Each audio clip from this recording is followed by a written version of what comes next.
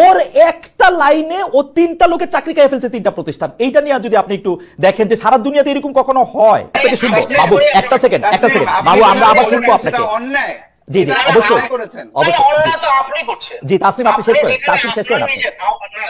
আপনি অন্যায়টা তো আপনি নিজে করছেন।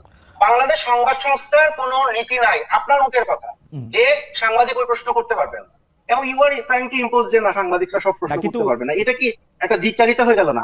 এনিওয়ে খালেদ যে আমি একটু বলি বাবু ভাই, বাবু বসে, আমার মনে হয় আপনি আপনার কথা বলেন, আমি আমারটা বলবো। আপনি আমাকে কন্টেস্ট করলে আমার মনে হয় যে বাবু বসে আমি একটা কথা বলি, আমি একটা কথা বলি, আমার কথা তো তিনি বুঝতেই পারছেন না, আমাকে তিনি কেন কন্টেস্ট করছেন? আপনি উপস্থাপক, আপনি তার প্রশ্নটা তার কাছে করেন, আমি তার কাছে কিন্তু জবাব দেব। কিন্তু আমার কাছে মনে হয় যে বাবু তিনি আমার কথা বিকৃত করে তিনি বাংলাদেশ সংবাদ সংস্থা, সরকার এগুলো টানছেন কেন উনি?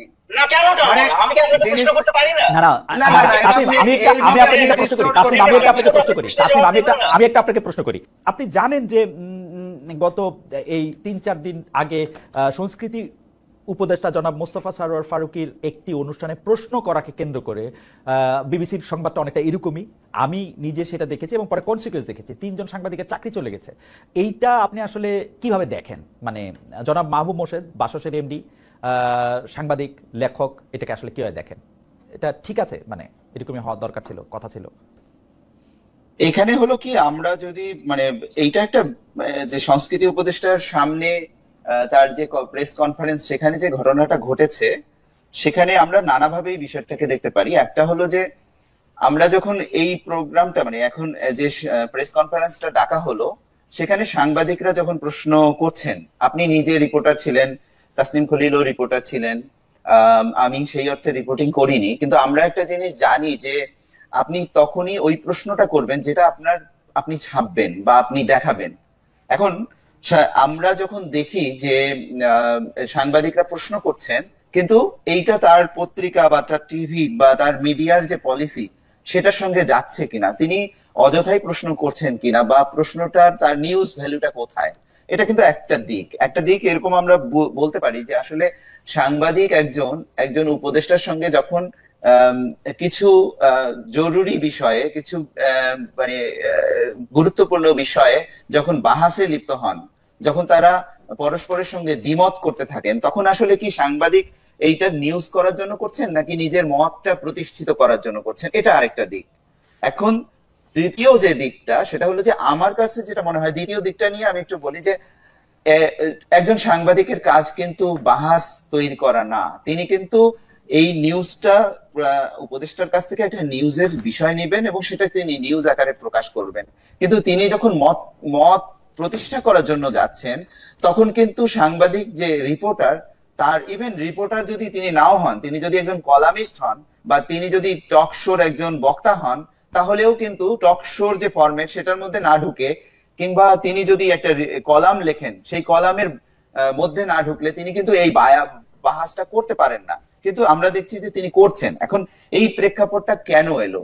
এই প্রেক্ষাপটটা আসার ক্ষেত্রে আমার কাছে যেটা মনে হয়, জনাব মাহবুব মোর্শেদ, আমি কি একটু আপনাকে 2-3টা জিনিস একটু আপনার কাছ থেকে একটু ক্লারিফাই করতে পারি? প্রথম কথা হচ্ছে যে আপনি বলেছেন যে সাংবাদিকদের প্রশ্নটা তার এডিটোরিয়াল পলিসির সাথে সামঞ্জস্যপূর্ণ হতে হবে। আমি বলছি যে না, এটা হতে হবে না সাংবাদিকের প্রশ্ন। 2 নম্বর হচ্ছে নিউজ ভ্যালু অনুসারে তাকে প্রশ্ন করতে হবে। আমার মতামত হচ্ছে না, নিউজ ভ্যালু অনুসারে প্রশ্ন করতে হবে না তাকে। নিজের মত প্রতিষ্ঠিত করছেন কিনা, তার অবশ্যই নিজের ব্যক্তিমত প্রতিষ্ঠা করার যে কোনো সময় যে কোনোভাবে তার এটার অধিকার রয়েছে। বাহাস তৈরি করা বা কলামের মধ্যে গেলে না গেলে এই প্রশ্ন করা ঠিক হবে না। এর প্রত্যেকটি বিষয়ে আমার সাংঘাতিক দ্বিমত। আমি কোথাও এরকম শুনি নাই যে সাংবাদিক কি প্রশ্ন করবে সেইটা এডিটোরিয়াল পলিসি তাকে ঠিক করে দিয়ে তাকে সেখানে এটা পাঠাবে।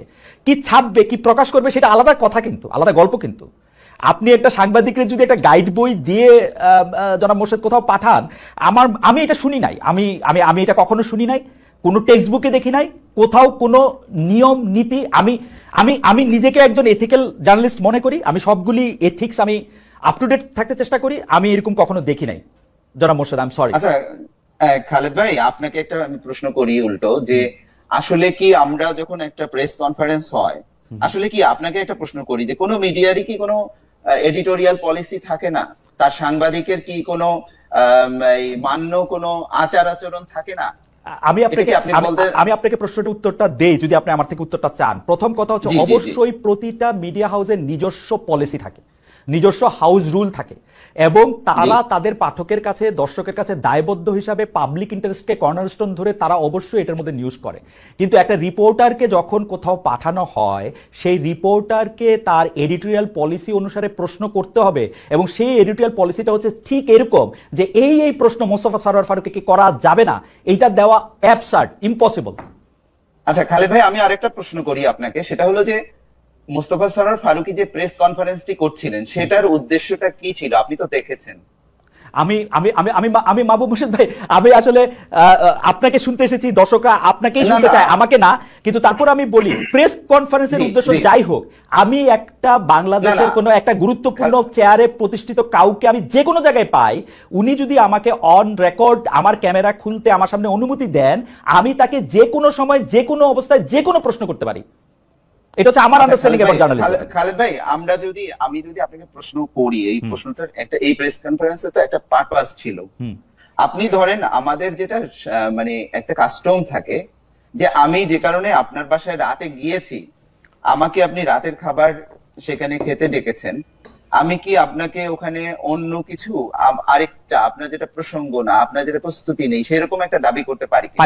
বা ধরেন আমি উদাহরণ দেই, ধরেন প্রফেসর ডক্টর মোহাম্মদ ইউনূস কাতার ঘুরে এসেছেন এবং তিনি সংবাদ সম্মেলনটা করছেন যে কাতারে তার সফর নিয়ে আমি অবশ্যই তারে প্রশ্ন করতে পারি, রোহিঙ্গাদের করিডোর কেন দিলেন?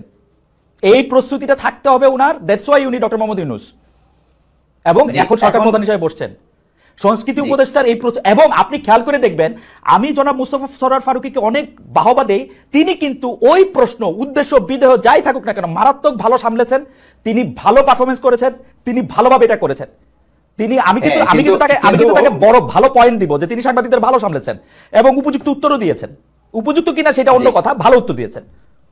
আচ্ছা, ভালো উত্তর দিয়েছেন, ঠিক আছে, কিন্তু আপনার কি মনে হয় যে উনি কিন্তু ওই প্রেস কনফারেন্সের ডিটেইলটা যদি আপনি পড়েন, ওখানে কিন্তু উনি বলছেন যে প্রেস কনফারেন্স কেন ডাকলাম, আপনারা এটাকে কোন দিকে নিয়ে না, এটা আমি উনার থেকে একটু সাংবাদিকতা উনি জানবেন এটা আমি আশা করি না। উনি প্রেস কনফারেন্স যে কারণেই ডাকুক, আমি ওনাকে যে কোনো প্রশ্ন করতে পারি। মোর্শেদ ভাই, আপনি এটা চেক করে দেখতে পারেন, এইটা সারা পৃথিবীর সাংবাদিকরা যে কোনো সময়, যে কোনো জায়গায়, যে কোনো লোককে পাবে। উনি যদি অফ দ্য রেকর্ডের শিলটা না নেন, তাহলে উনি এই প্রশ্ন তাকে করতে পারবেন। আচ্ছা খালেদ ভাই, আপনি তো অনেক জি সাউন্ড মনে হয় চলে গেছে। আচ্ছা, আমি একটু প্রশ্ন করি আপনাকে, সেটা হলো আপনি তো অনেকদিন ধরে সাংবাদিকতা করছেন এবং অনেক বড় বড় জায়গায় আপনি সাংবাদিকতা করেছেন। যে কোনো জায়গায়, যে কোনো পরিস্থিতিতে যে কাউকে যে কোনো প্রশ্ন করা যায়, এই বিষয়ে কিছু উদ্ধৃতি আপনি কি আমাদের দিতে পারেন? না, আমি মুখস্থ উদ্ধৃতি দিতে পারবো না, কিন্তু আমার কাছে আমি আপনাকে নিশ্চয়তা দিয়ে বলতেছি, মাহবুব মুর্শিদ ভাই, আমি উদ্ধৃতি মুখস্থ করে আসি না, আমি আপনাকে নিশ্চয়তা দিয়ে বলতেছি। আপনি আমাকে বলছেন তো, আমি অনেক জায়গায় বড় ছোট আমি মানি না। আচ্ছা মাহবুব, আমি যদি আপনাকে একটা প্রশ্ন করি, আপনি তো বাসসের প্রধান সম্পাদক, বাসসে কি আপনাদের এমন কোনো নীতি আছে যেখানে আপনারা আপনাদের সাংবাদিকদেরকে গাইডেন্স দিয়ে রাখেন যে এই প্রশ্নগুলো করা যাবে না? না, আসলে কি, মানে আমি যেটা আর্গুমেন্টের যে জায়গাটায় আসতে, না আমি আর্গুমেন্টে যাচ্ছি না, আমি জাস্ট একটা factual information, you as the chief editor of Bangladesh Sangbad Sangstha বা ম্যানেজিং এডিটর, রাইট? আমি জানতে চাচ্ছি যে বাংলাদেশ সংবাদ সংস্থার সাংবাদিকরা কোন প্রশ্নগুলা করতে পারবে না, এমন কোন নীতি কথা কি আপনারা লিখিত কোথাও রেখেছেন কি? না, এরকম নীতিমালা নাই। আপনাদের নিজেদের কোনো রিটেন পলিসি নাই যে আপনাদের সাংবাদিকরা এই প্রশ্ন করতে পারবে না? না, এরকম নাই।